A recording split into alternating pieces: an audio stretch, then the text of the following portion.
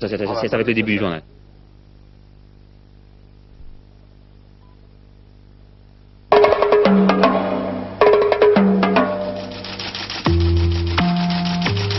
Lech Walesa à Paris, une semaine française pour le leader de Solidarité.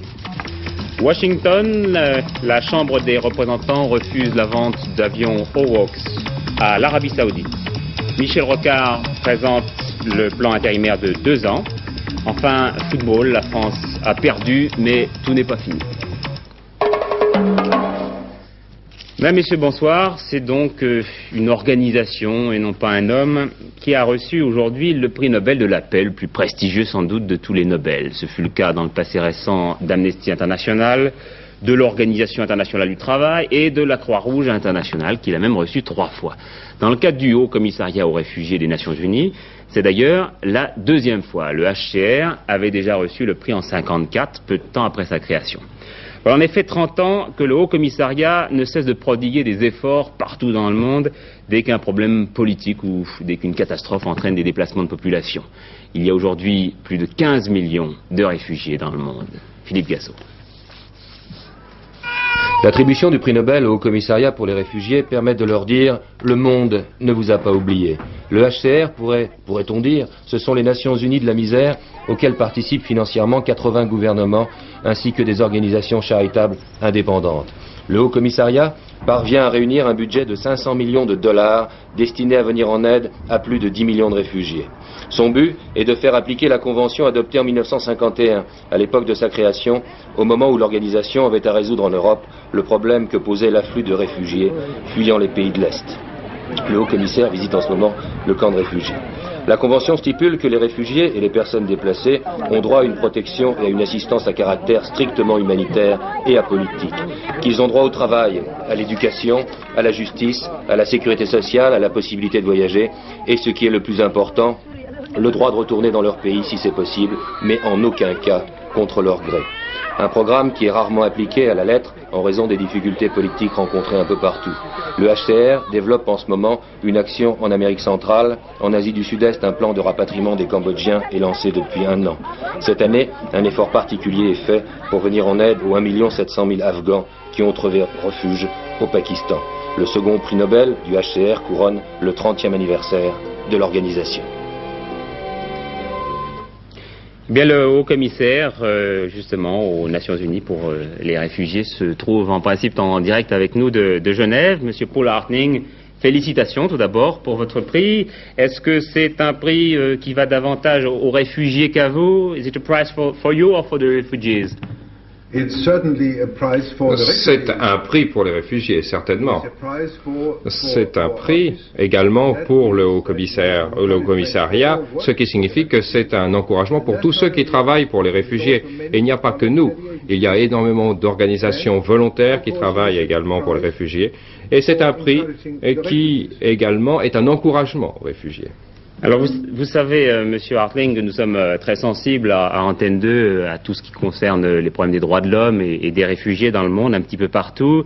Votre organisation a été créée il y a 30 ans, en 1951, pour faire face à une arrivée massive de réfugiés de pays socialistes à ce moment-là. Est-ce que vous acceptez de vous occuper de tous les réfugiés, pas uniquement des réfugiés des pays socialistes? Do you accept to care for all the refugees and not only refugees from socialist countries? Absolument, absolument. Nous nous occupons de tous les réfugiés dans le monde et nous avons pour tâche de les protéger. Il est bien clair que nous faisons cela sans ne tenir absolument aucun compte de la race, de la nationalité, de la religion ou des opinions politiques. Nous travaillons pour tous les réfugiés et le Haut Commissariat travaille d'une façon totalement apolitique et dans un esprit totalement humanitaire. C'est notre raison d'être. Votre raison d'être. Alors, Monsieur Hartling, quel est aujourd'hui votre problème majeur? Quel est le pays qui vous pose le plus de problèmes? Bien, le problème essentiel que nous avons, c'est toujours la grande famille des réfugiés. Mais si vous prenez les statistiques, il est bien évident qu'actuellement, le grand problème, ce sont les très grands nombres de réfugiés d'Afghanistan au Pakistan, puisqu'il y en a presque 2 millions. Merci Monsieur Harting d'avoir été notre invité et une nouvelle fois donc. Félicitations pour vous. Et il y a beaucoup à faire pour qui veut s'occuper de réfugiés. Il n'y a pas que les réfugiés politiques, il y a tous ceux qui sont contraints de quitter leur pays à la suite d'une catastrophe tout à fait naturelle. Par exemple, sur ces images, nous voyons nous arriver aujourd'hui une catastrophe qui s'est passée aux Philippines, de très graves inondations, avec à la clé de très nombreux morts et forcément de nombreux réfugiés. Puis il y a les problèmes d'épidémie dans les camps de réfugiés et dans ces pays en voie de développement. Songez par exemple, nous venons de l'apprendre aujourd'hui, qu'en Inde, une personne meurt de tuberculose toutes les minutes. Autre nomélisable, mais peut-être trop voyant et trop politique entre guillemets, Lech Walesa. Lech Walesa qui est arrivé ce matin en France à la tête d'une délégation de solidarité pour une visite d'une semaine, un accueil de chef d'État ou presque, de la part des délégations syndicales qui l'avaient invité. Toute la journée, eh bien Jean Offredo l'a passé avec Lech Walesa. C'est un Lech Walesa souriant et heureux qui est arrivé ce matin à Orly à la tête d'une délégation de 11 responsables du syndicat Solidarité. Une visite d'une semaine prévue pour mars dernier, puis reportée à cause des événements de Varsovie. Une visite de remerciement aux grandes centrales syndicales françaises, CGT, CFDT, FO, CFTC, FEN, pour leur aide depuis août 1980. Żeby szybciej informacja szła, tym razem postanowiłem przeczytać to, co chcę powiedzieć. Normalement, il lit pas, mais maintenant, pour que ça soit un peu plus... Les responsables de ces centrales syndicales étaient d'ailleurs venus accueillir le leader polonais au milieu des applaudissements d'une foule chaleureuse. Ce 4e voyage de Lech Walesa à l'étranger se veut strictement syndical comme les autres. Et la délégation aura des entretiens très minutés avec chacune des centrales. Pourtant, un rendez-vous politique mardi prochain pour un petit déjeuner avec Pierre Mauroy, le Premier ministre. Après une première rencontre avec le Parisien du Faubourg Montmartre, moustache et pipe au vent, vierge noire à la boutonnière, l'après-midi de Lech Walesa a été consacré à une réunion avec la presse internationale. Przewodniczący ocenia dzisiejszą sytuację w Polsce i czy są prawdziwe możliwości porozumienia z rządem? Comment estimez-vous la situation actuelle en Pologne et les possibilités d'accord avec le gouvernement? My w naszym programie powiedzieliśmy, że Lech Walesa a rappelé les principaux points du programme de solidarité approuvé au cours du premier congrès qui vient de se tenir à Gdansk. Nous sommes pour la négociation et le dialogue avec le gouvernement, a fortement affirmé le leader de solidarité. Notre programme va dans cette direction. Mais il faut être conscient que nous représentons 10 millions de personnes, c'est-à-dire la société polonaise dans son ensemble. Et nous voulons continuer le combat pour le gagner. Quant à la perspective d'un front national, d'une sorte d'union sacrée dont on parle ça et là à Varsovie, entre le gouvernement, Solidarité et l'Église, Lech Walesa a répondu que pour le moment, il n'a pas été saisi officiellement d'une telle demande. Bien sûr, a réaffirmé le leader de Solidarité, nous sommes prêts à tout faire pour que notre pays sorte de la crise et soit plus fort. Si on nous fait une proposition concrète, nous répondrons. C'est en quelque sorte le 8 mai de Lech Walesa aux autorités polonaises. Demain, suite de la visite, avec en particulier un grand meeting populaire à Paris, porte de Pantin, 18h. Pas de conseil des ministres la semaine prochaine. François Mitterrand sera aux États-Unis, à Yorktown, puis au Mexique, à la conférence de Cancun. Le conseil ce matin a encore été très long. Il a procédé à un certain nombre de nominations dans le domaine de la diplomatie cette fois. 50 postes vont être touchés à l'étranger. On ne les connaît pas tous encore avec précision, mais ce que l'on sait, c'est qu'un certain nombre de personnalités extérieures au Quai d'Orsay vont faire leur apparition en force dans cette noble maison, Georges Bortoli. Oui, ça fait un peu comme un grand courant d'air sous les lambris historiques du Quai d'Orsay. Effectivement, dès maintenant, le poste de secrétaire général du Quai d'Orsay, c'est-à-dire un poste clé par définition de la diplomatie française, est attribué non pas à un diplomate de carrière, mais à un industriel, Francis Gutmann, qui a fait une bonne partie de sa carrière au groupe Péchinet et Gene Kuhlmann. Et puis, il y aura vraisemblablement à la fin de l'année un nouvel ambassadeur à Washington, qui pourrait bien être un industriel aussi, c'est-à-dire le PDG actuel de la régie Redo, Bernard Vernier-Paliez. Qui est PDG de la régie jusqu'à effectivement le 31 décembre, il sera remplacé après par Bernard Arnault, oui. Et puis il y a une troisième nouveauté qui nous intéresse un peu plus directement. Oui, c'est le noble Palais Farnèse, l'ambassade de France à Rome, qui irait un journaliste à Gilles Martinet, administrateur du Nouvel Observateur, et puis aussi personnalité importante du Parti Socialiste. Alors là, il y a tout de même un demi-précédent, je dirais, puisque le ministre précédent, Jean-François Poncet, avait offert l'ambassade de France à Pékin à Jean Fontaine, rédacteur en chef du Monde, qui avait finalement décliné. Cette fois-ci, c'est accepté. Donc. Bon, alors vous me direz la philosophie de la chose. Monsieur Chesson, le ministre des Relations extérieures, n'a jamais caché qu'à ses yeux, la diplomatie devait être désenclavée, parce qu'un ambassadeur, maintenant c'est un homme orchestre, qui ne fait plus seulement de la diplomatie classique, mais il doit être aussi très fort en économie, même praticien de l'économie, si vous voulez, dans la mesure où le grand souci de tout pays, donc de la France, c'est d'abord de promouvoir son industrie. Donc un ambassadeur, ça doit être aussi un petit peu un PDG. Et puis un PDG, c'est souvent aussi un diplomate, vous savez. Et vous avez les Américains qui ont le sens de la réciprocité, ont aussitôt fait connaître le nom de leur futur ambassadeur à Paris. Ce n'est pas un PDG, mais un banquier, Evan Griffiths Galbraith, qui remplacera donc Arthur Hartmann, qui a été nommé à Moscou. Au Conseil de ce matin, une autre nomination, celle de Bernard Attali, comme patron de la DATAR, c'est-à-dire la délégation à l'aménagement du territoire. Le frère du conseiller spécial de François Mitterrand était jusqu'alors directeur financier du Club Méditerranée, et il est déjà passé par la DATAR.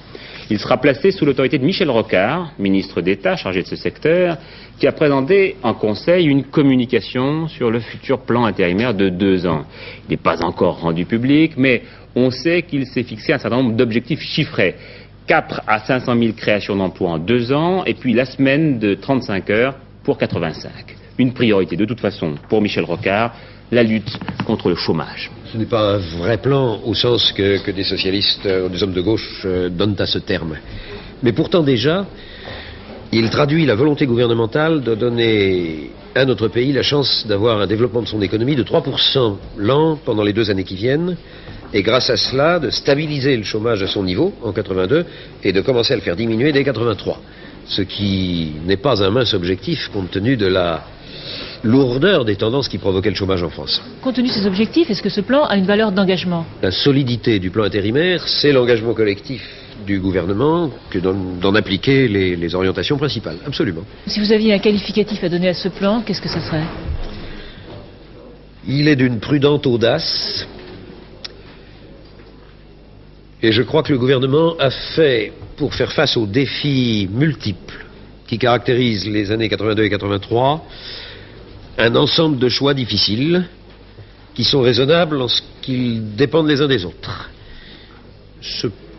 Les choix du gouvernement sont réalistes et réalisables, il y faudra quand même beaucoup de ténacité, la situation n'est pas facile. Michel Rocard, qu'on trouvait bien discret depuis quelque temps, depuis sa nomination au gouvernement. Certains lui prêtent des états d'âme, les sondages le situent toujours très haut dans le cœur des Français. Alors, où en est-il? Un portrait par Serge Misseret. Y a-t-il un mystère Rocard? Cet homme, qui était hier presque président et qui aujourd'hui se contente d'inaugurer un congrès de coopérateurs, qui tenait hier un langage politique flamboyant et qui apparaît aujourd'hui comme le super technocrate enfermé dans son ministère, où il a mitonné le plan intérimaire qu'il vient de publier. Depuis sa nomination comme ministre du plan, Rocard est muet. Pourquoi ce silence? Parce qu'il n'a plus rien à dire, affirment certains. D'autres renchérissent, il ne s'est pas encore remis de ses espérances déçues. Hier à Paris, au congrès des moyennes entreprises de l'éthique, 1500 patrons étaient venus écouter Michel Rocard et, au frémissement qui parcourait la salle lors de son apparition, on pouvait déjà mesurer que son prestige était intact. Hargneux, mordant, sarcastique, technicien en diable, le ministre a retourné une salle qui ne lui était pourtant pas favorable au départ. Ainsi apparaît le personnage Rocard qui est toujours au hit-parade des têtes politiques dans les sondages. Monsieur le Président, Mesdames, Messieurs, Pourtant, il éprouve actuellement de sérieuses difficultés au sein du PS. Le courant qu'il animait a été conduit à se saborder au récent comité directeur à la suite des attaques des mitterrandistes. En gros, ce qui est reproché aux rocardiens, c'est de s'être trompé dans l'analyse de la situation politique. Il y a trop de vagues. Rocard fait la planche, dit-on dans les couloirs du Parti socialiste. Quand on lui demande où en est le courant Rocard, archaïsme, répond-il. Les socialistes ont un devoir, s'écouter les uns les autres, dit-il. Les ostracismes rendent donc de mauvais services aux socialistes qui n'ont qu'un seul devoir, se rassembler derrière le président. Deuxième direction d'action pour le gouvernement, aujourd'hui l'audiovisuel, mais il ne s'agit encore que d'un rapport et non pas d'un projet de loi. Le rapport de la commission Moineau, remis au Premier ministre. C'est une commission qui a beaucoup travaillé pendant l'été, puis il propose la création de 39 sociétés de différentes importances, avec par exemple un regroupement dans l'une de TF1, l'antenne 2, et en filiale de la SFP. La plupart des autres seraient très décentralisées. Et par ailleurs, cette commission souhaite que soit définitivement coupé le cordon ombilical avec le pouvoir, et elle admet le financement par la publicité pour les radios libres, contrairement au choix du gouvernement. La hausse des prix pour le mois de septembre, elle est comprise entre 1,1 et 1,2%, mais il ne s'agit pour l'instant que d'un résultat provisoire. La guerre du vin s'apaise entre Français et Italiens. Les 800 000 hectolitres de vin italien retenus sous douane française vont être progressivement débloqués au cours des 2 prochains mois. Bien entendu, les Italiens sont contents. Renault, à la veille du débrayage de 2 heures demandé par l'intersyndicale, les discussions ont repris cet après-midi à l'atelier 74. C'est là où sont assemblés les R4, mais pas de résultat pour l'instant. Et puis ce coup de colère d'Edmond Maire à l'adresse du gouvernement dans l'émission de France Inter face au public tout à l'heure. Il est temps que l'on commence à parler fort, dit-il. Les points de désaccord avec le gouvernement commencent à être sérieux. Il a pris du retard. Ce qui n'a pas été lancé est plus important que ce qui a été lancé. Les priorités ont été mal choisies, dit donc le leader de la CFDT. Encore une affaire de délinquance en col blanc. Cette fois-ci, c'est le PDG de la Sofic, un groupe affilié au Printemps Prise Unique qui a été interpellé hier soir pour abus de biens sociaux.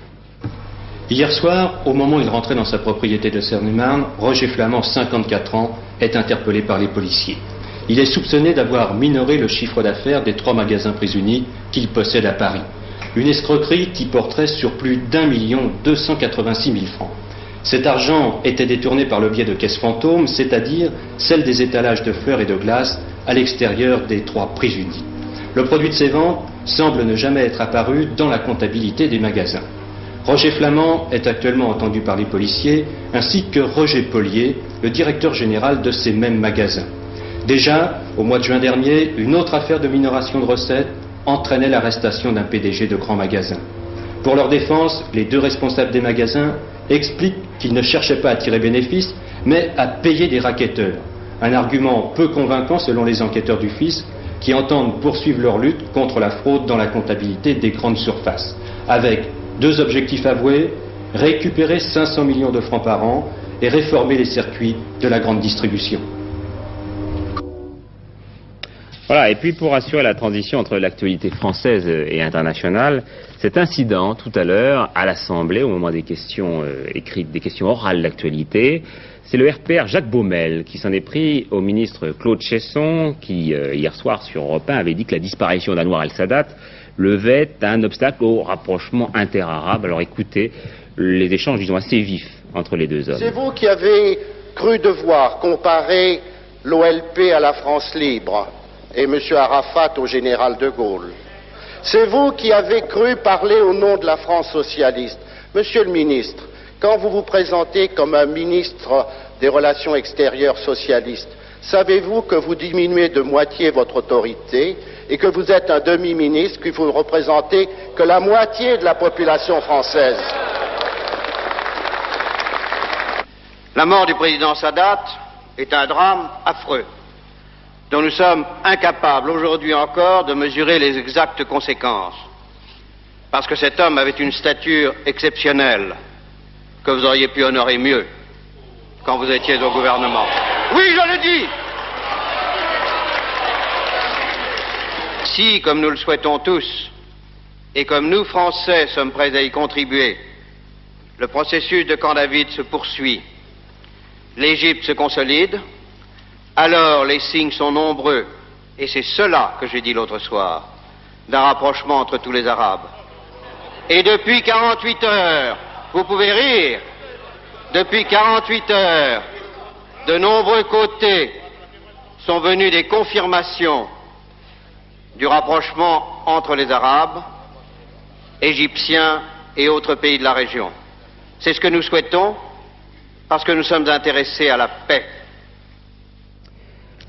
Pour l'heure, en Égypte, comme prévu, Hosni Moubarak a été élu président de la République. Il a déjà été intronisé.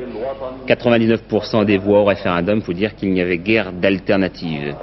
Dès son accession à la présidence, M. Moubarak a promis que personne n'échapperait au châtiment.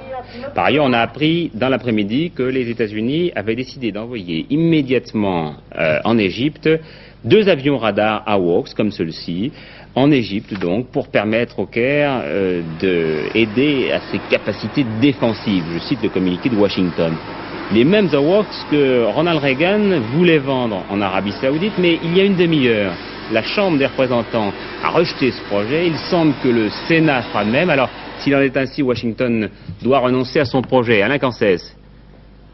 Alain Cancès, vous êtes avec nous en direct de Washington. C'est très hostile au projet du président Reagan. La vraie bataille va se dérouler au Sénat. Car il suffit en effet que l'une des 2 chambres approuve le projet pour que la vente puisse devenir effective. Alors, comme vous le signaliez, Patrick, il y a quelques jours encore, le Sénat était entièrement hostile aussi à cette vente. Mais depuis la mort du président Sadat, et en raison des très nombreuses pressions exercées par le président Reagan et même par d'anciens présidents, y compris le président démocrate Carter, des sénateurs ont changé d'avis. Il est impossible aujourd'hui de dire si le Sénat dira oui ou non. Réponse demain pour une première indication et dans 1 semaine pour la réponse définitive.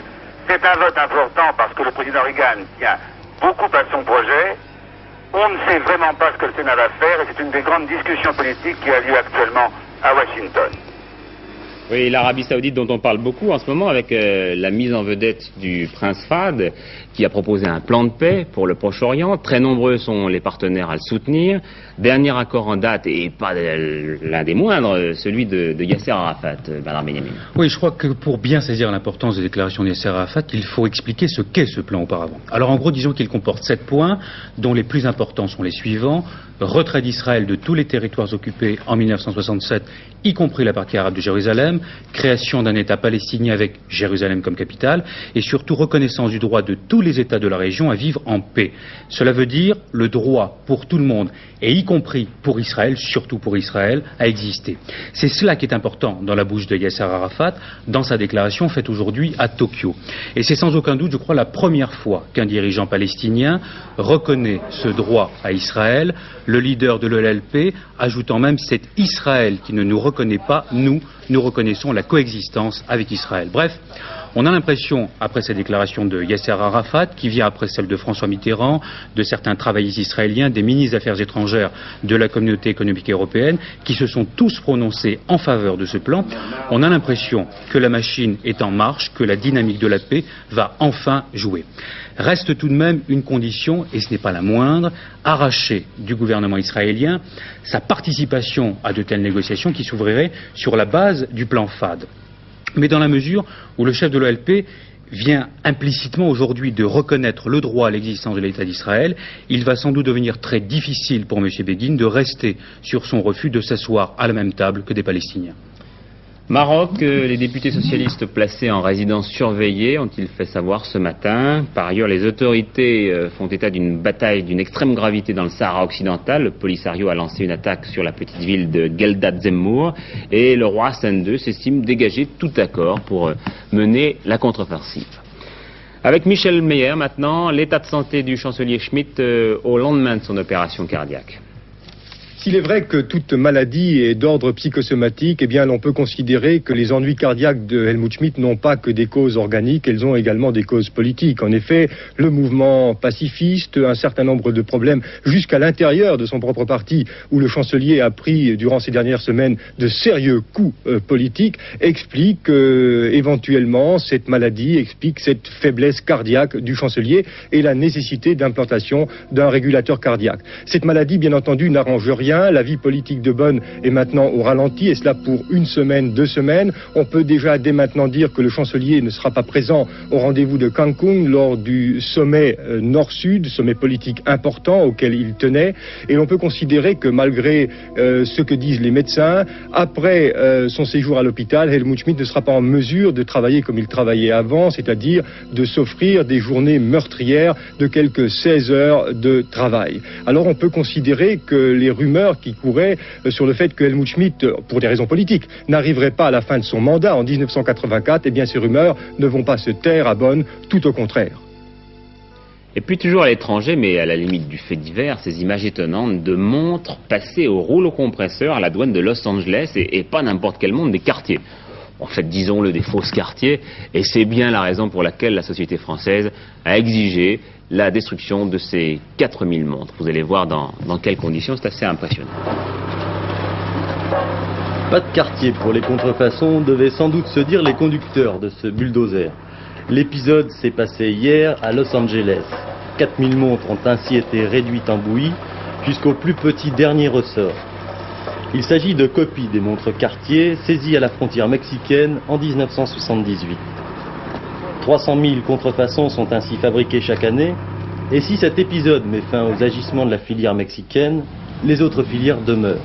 Manque à gagner énorme pour la marque, il est évalué à 8 millions de dollars sur 10 ans. Manque à gagner aussi pour l'État français, d'autant que ces contrefaçons concernent d'autres productions. Il y a une très grosse contrefaçon de cuir. J'ai d'ailleurs là en exemplaire un sac qui est fait au Maroc et qui est complètement faux, qui est une contrefaçon qu'on peut comparer avec le véritable. Bon, bien évidemment, le nôtre a le certificat d'authenticité Cartier, celui-là n'en a pas. Donc le Maroc est un des points importants de contrefaçon, et on va se pencher sur cette question, dans la mesure surtout où on se rend compte que c'est scandaleusement protégé par des instances supérieures marocaines. Et la deuxième cible de contrefaçon qui nous tient tout à fait à cœur, c'est le Brésil à l'heure actuelle. Je reviens du Brésil, où un homme important, un personnage important du textile, a enregistré la marque Cartier dans la classe 25, c'est-à-dire la classe des textiles, et il commercialise des jeans Cartier. C'est un aveu de réussite quand même. Oui, c'est ça, c'est la rançon du succès si vous voulez, mais enfin il faut absolument qu'on continue à se battre, et ça coûte fort cher. Voilà maintenant les pronostics de Pierre Elbrès pour le grand steeplechase à Enghien, l'As, le 4, le 5, le 2, le 3, le 11 et le 7. Et puis du football maintenant, bien entendu, avec le commentaire de Daniel Casal sur la défaite, encore une, des joueurs français devant l'Herme, défaite honorable, 3-2.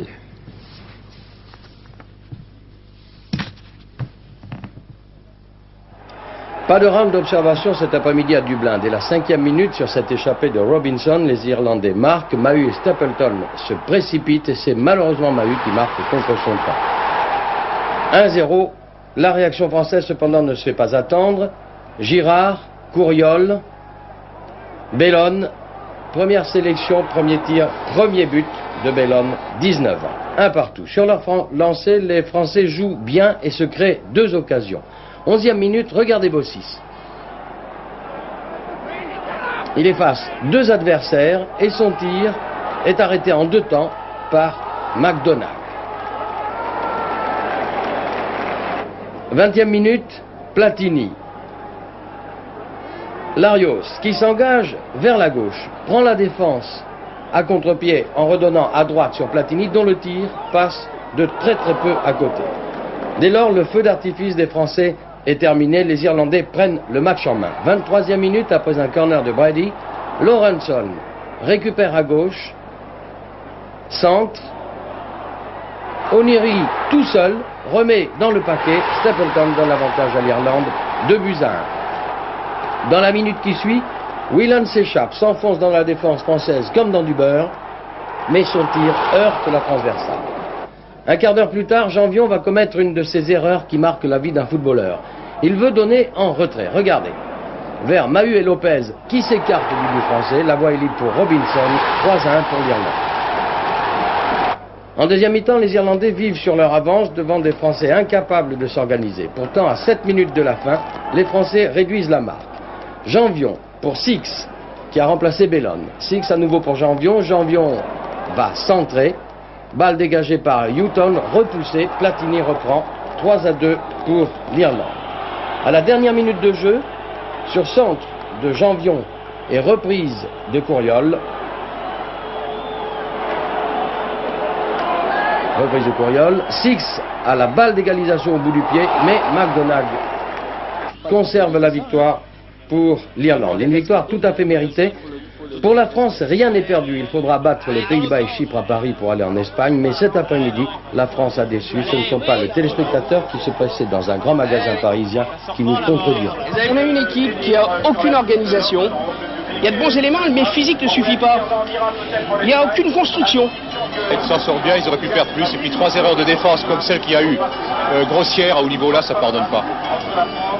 Je tiens l'avis du monsieur, ils n'en veulent pas, c'est pas comme les Irlandais, ils ont plus confiance en eux. Ça manque quand même de spontanéité, d'engagement physique, c'est pas suffisamment incisif, je crois. Si encore on a des gens comme Tigana qui peut rentrer, qui peut bien jouer, si on a une chance encore, je pense pour moi. Voilà, et puis dans un match qui intéresse très directement les Français, les Pays-Bas pour l'instant mènent devant la Belgique par 2-0. Un nouveau journal qui se veut magazine de l'actualité mondiale. L'attitude, et puis tout de suite la météo avec Alain Gillot-Pétret.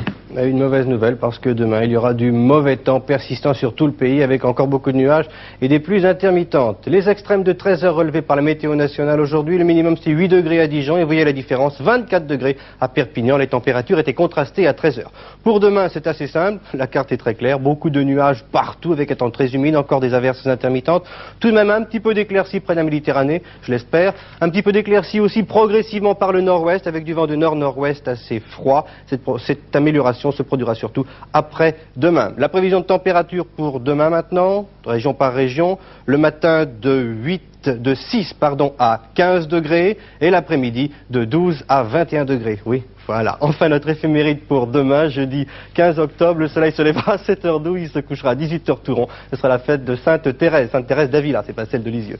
D'accord, très bien. Avant la Sainte-Thérèse, il y aura à 23h20 le dernier journal ce soir d'Hervé Claude. Bonsoir à tous, à demain 20h.